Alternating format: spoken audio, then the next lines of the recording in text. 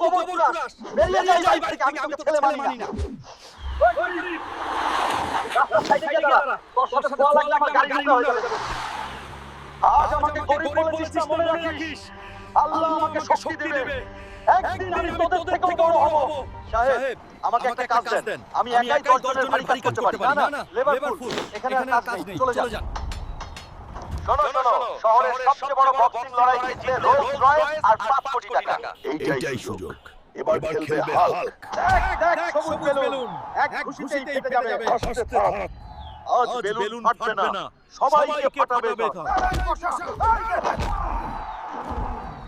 দোস্তরা তোমাদের লাইক না পেলে আমি উঠতে পারবো না এখনই লাইক দাও এইটাই হাল্কের আসলি পাওয়ার